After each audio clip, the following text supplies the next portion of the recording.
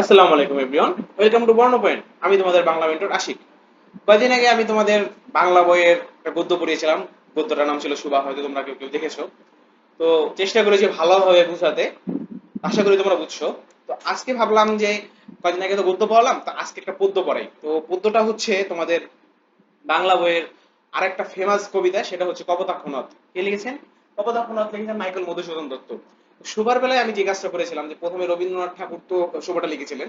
তো রবীন্দ্রনাথ ঠাকুরের প্রথমে পুরা পুরা জীবন বৃত্তান্ত লিখেছিলাম, বুঝিয়েছিলাম। তার কারণ হচ্ছে তোমাদেরকে হয়তো বলেছি যে লেখক পরিচিতিটা না জানলে তোমার হচ্ছে বাংলাতে অনেক এমসিকিউ বাদ যায়, অনেক এমসিকিউ তোমার মানে মিস হয়ে যাবে যদি তুমি লেখক পরিচিতি না জানো। কারণ হচ্ছে লেখক পরিচিতি থেকে লেখকের জন্মস্থান, তারপরে তার বিভিন্ন আবিষ্কার, তার কবিতা, তার হচ্ছে উপন্যাস, এগুলো থেকে অনেক কোশ্চেন আছে। তো এই জন্যই এবারেও আমরা হচ্ছে যে কপোতাক্ষ নদে মাইকেল মধুসূদন দত্ত সম্পর্কে আগে তার তার জীবন বৃত্তান্ত, তার পরিচয়টা আগে জানি, তারপরে তার সৃষ্টি কপোতাক্ষ নদটা আমরা পড়বো। তো আমরা প্রথমেই তার কবি পরিচিতিতে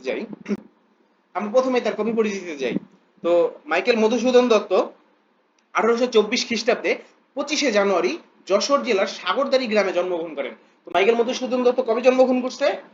তার জন্ম 1824 সালের 25শে জানুয়ারি। কোথায়? তার স্থানটা কোথায়? স্থান যশোর জেলার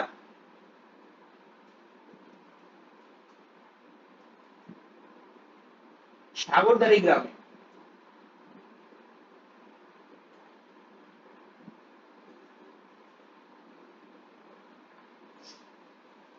আচ্ছা, এরপর আমরা দেখি স্কুল জীবনের শেষে তিনি কলকাতায় হিন্দু কলেজের ভর্তি হন।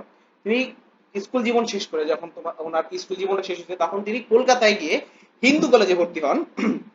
এই কলেজে অধ্যয়নকালে ইংরেজি সাহিত্যের প্রতি তার তীব্র অনুরাগ জন্মে। এখন অনুরাগ বলতে তোমরা কিন্তু আবার রাগ ভেবো না, অনুরাগ হচ্ছে রাগের বিপরীত। তার মানে তার হচ্ছে ইংরেজি সাহিত্যের প্রতি তার গভীর ভালোবাসা বা গভীর একটা আগ্রহ জেগে উঠছে যখন তিনি কলকাতায় হিন্দু হিন্দু বিশ্ববিদ্যালয়ে হিন্দু কলেজে ভর্তি হন। আচ্ছা, 1943 খ্রিস্টাব্দে তিনি খ্রিস্ট ধর্ম দীক্ষিত হন, মানে খ্রিস্ট ধর্ম তিনি গ্রহণ করেন। তিনি প্রথমে কি ছিলেন? তার পূর্ব নাম ছিল,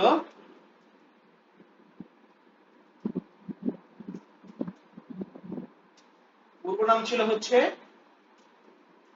মধুসূদন দত্ত। এরপরে যখন 1943 সালে, সরি 1843 সালে তিনি খ্রিস্ট ধর্ম গ্রহণ করার পরে 1843 সালে, এই সালটা মনে রাখবা, মাঝে মাঝে কোশ্চেন আসে যে তিনি খ্রিস্ট ধর্ম কবে গ্রহণ করছে। তো 1843 সালে, মানে এখানে বলা আছে 1843 খ্রিস্টাব্দে। 1843 খ্রিস্টাব্দে তিনি যখন খ্রিস্ট ধর্মে দীক্ষিত হন, মানে খ্রিস্ট ধর্ম গ্রহণ করেন, তখন তার নামের পূর্বে যোগ করে, তিনি নিজে যোগ করেন মাইকেল। এরপরে তার পুরো নাম হয়েছে মাইকেল মধুসূদন দত্ত। তার মানে কি, তিনি আগে হিন্দু ছিলেন। এরপরে তিনি যখন 1843 সালে, কত সালে? 1843 সালে তিনি খ্রিস্ট ধর্ম গ্রহণ করেন, তখন তার নাম হয় মাইকেল মধুসূদন দত্ত। আচ্ছা, এরপরে আমরা পড়ি যে তখন তার নামের প্রথমে যোগ হয় মাইকেল, যেটা মাত্র তোমাদেরকে বললাম। পাশ্চাত্য জীবনযাপনের প্রতি প্রবল আগ্রহ এবং ইংরেজি ভাষা সাহিত্যের প্রতি তীব্র আবেগ তাকে ইংরেজি ভাষায় সাহিত্য রচনা উদ্বুদ্ধ করে।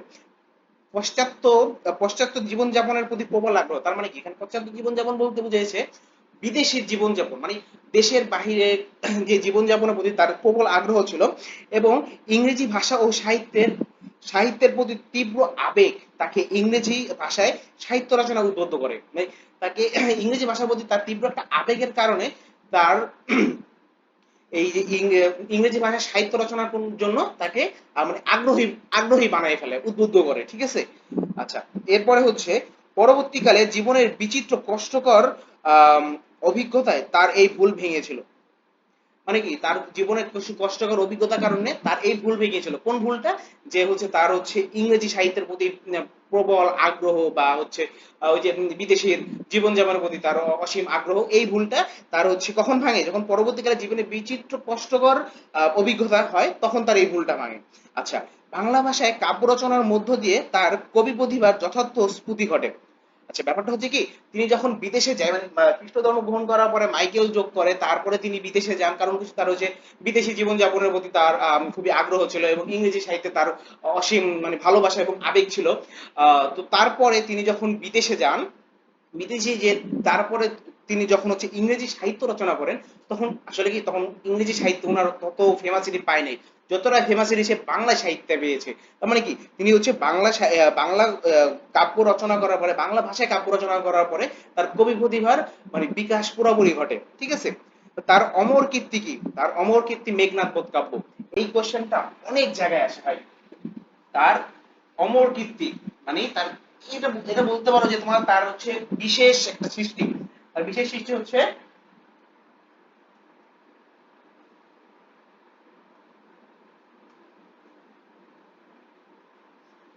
মেঘনাদ বধ কাব্য।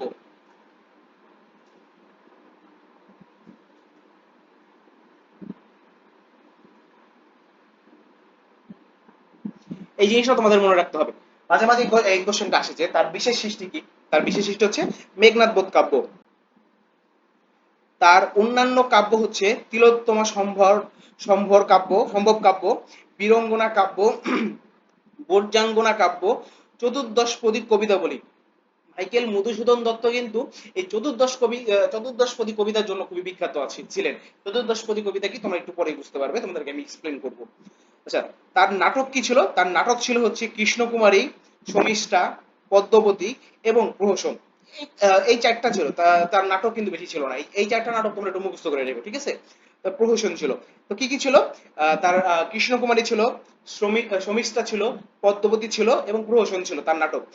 একেই কি বলে একেই কি বলে সভ্যতা, বড় শলিকের ঘরে ঘরের রূপ। বাংলা কাব্য অমিতাক্ষরে ছন্দ ও ছনেট প্রবর্তন করে তিনি যোগ করেছেন নতুন যাত্রা। তো বাংলা কাব্যে তিনি অমিতাক্ষর ছন্দ এবং ছনেট ছনেট প্রবর্তন করেন। ছনেটটা কি? ছনেটটা হচ্ছে চতুর্দশপদী কাব্যকে ছনেট বলে। ঠিক আছে? এবং 1873 খ্রিস্টাব্দে 29শে জুন কবি পরলোক গমন করেন। তিনি কখন মারা যান? পরলোক গমন করেন মানে কি? তার জন্ম বললাম আমরা, ঠিক আছে? তার জন্ম পড়ান, এবার হচ্ছে তার মৃত্যু।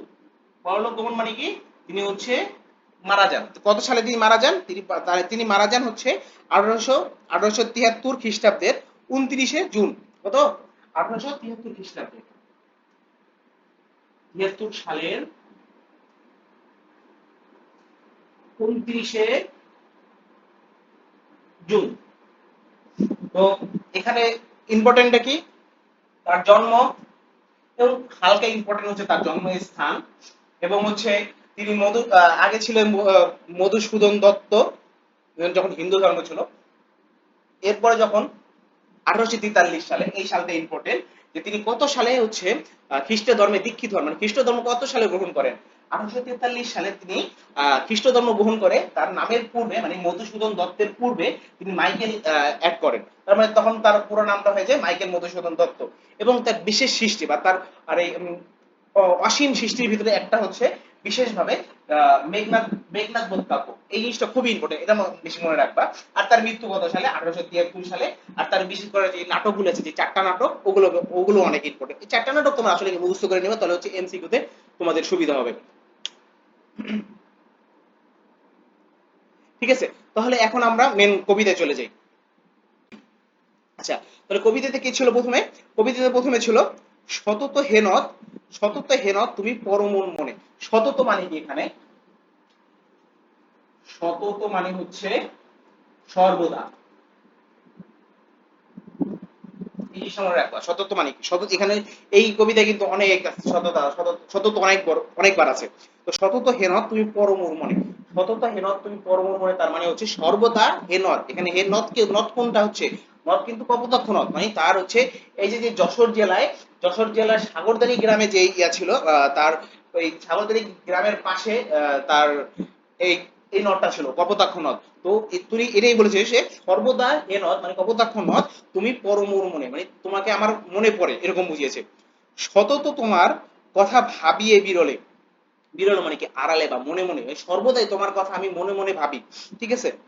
এরপরে দেখো, সতত যেমতি লোক নিশার স্বপনে শোনে মায়া মন্ত্রধ্বনি তব কলকলে, মানে সর্বদা যেমন লোক নিশার স্বপনে মানে কি রাত্রির স্বপনে, স্বপ্ন মানে হচ্ছে স্বপ্নে, মানে রাত্রে স্বপ্নে দেখে, রাত্রের স্বপ্নে শোনে মায়া মন্ত্রধ্বনি, মানে শোনে মায়ার মন্ত্রধ্বনি তব কলকলে, কলকলে বলতে বুঝিয়েছে যে এই যে নদীর যে স্রোতের যে শব্দটা কলকলে সেইটা বুঝিয়েছে।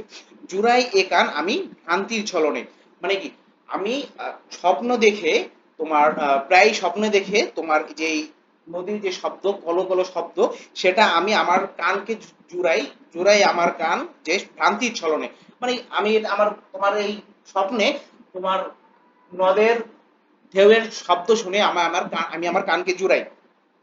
কিন্তু এ স্নেহের তৃষ্ণা মিটে কার জলে, এই স্নেহের তৃষ্ণা বলতে কি বুঝিয়েছে, কপোতাক্ষ নদের স্নেহ, মানে এখানে কপোতাক্ষ নদ বলতে কিন্তু তার মাতৃভূমিকেও তিনি ইন্ডিকেট করেছে। তো কপোতাক্ষ নদের স্নেহ মানে তার মাতৃভূমির স্নেহ, স্নেহের যে তৃষ্ণা মানে একটা আশ্বাস, মানে একটা আকাঙ্ক্ষা যে তোমার মাতৃভূমি তোমাকে যে এই স্নেহটা করবে, সেই স্নেহের আকাঙ্ক্ষা মিটে কার জলে, মানে এই স্নেহটা আমি আর কোথায় পাবো, এই জন্য এটা বুঝিয়েছে যে মিটে কার জলে, মানে কপোতাক্ষ নদকে বুঝিয়েছে, যেহেতু আমি তোমাদের আগেই বলেছি যে কপোতাক্ষ নদ মূলত তার মাতৃভূমিকে বুঝিয়েছে। তো এই জন্য বলেছে যে কিন্তু এ স্নেহের তৃষ্ণা মিটে কার জলে, দুগ্ধ স্রোতরূপী তুমি জন্মভূমি স্তনে, এর মানে হচ্ছে যে তার জন্মভূমি যেভাবে তাকে আঁকড়ে রেখেছে, এই যে তার স্নেহটা, জন্মভূমি ভাই সবাইকে আঁকড়ে রাখে। তো এই জন্যই মাইকেল মধুসূদন দত্ত বিদেশ থেকে বলতেছে যে তোমাকে আমি তোমার আমার মাতৃভূমি যেভাবে যেভাবে আমাকে আঁকড়ে রাখে, এই তৃষ্ণাটা বা এই ভালোবাসাটা আমি কার কাছ থেকে পাবো, ঠিক আছে। এরপরে কি আছে যে আর কি হবে দেখা, কি আছে আর কি হবে দেখা যতদিন যাবে, তার মানে কি হচ্ছে মাইকেল মধুসূদন দত্ত কিন্তু বিদেশে, ঠিক আছে।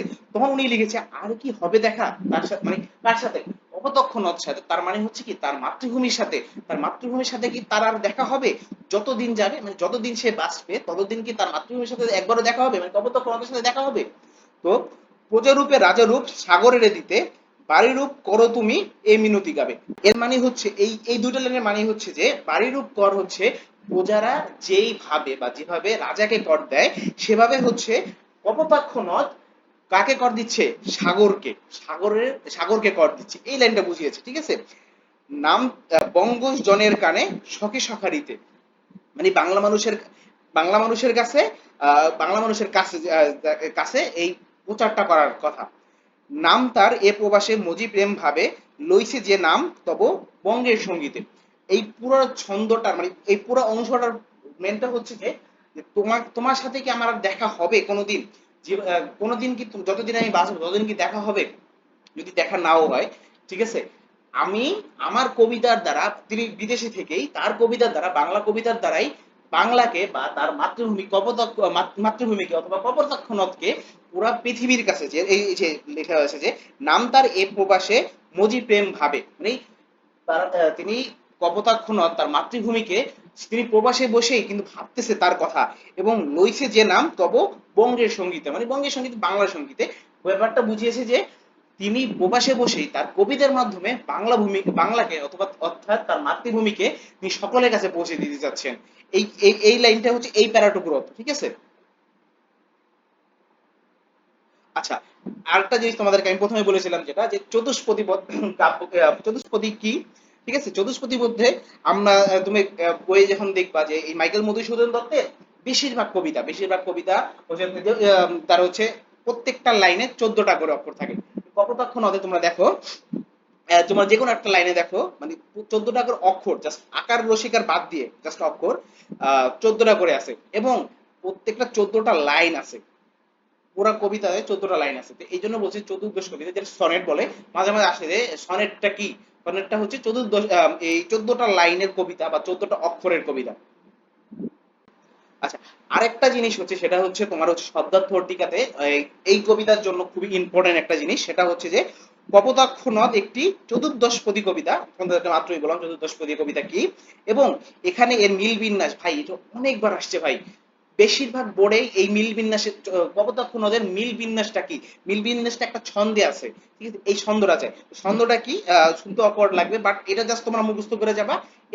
এইটাই জাস্ট লিখে দেখো ভাই, অনেকবার এমসিকিউতে আসছে এই জিনিসটা, খুবই ইম্পর্টেন্ট এটা, যে ক খ, ক খ, ক খ, খ ক, এরপরে হচ্ছে গ ঘ গ, ঘ গ ঘ। এটা জাস্ট ভাই শুনতে অকওয়ার্ড লাগবে, বাট তুমি জাস্ট এই এতটুকু অংশ তোমরা জাস্ট মুখস্থ করে যেও, তাহলেই হবে।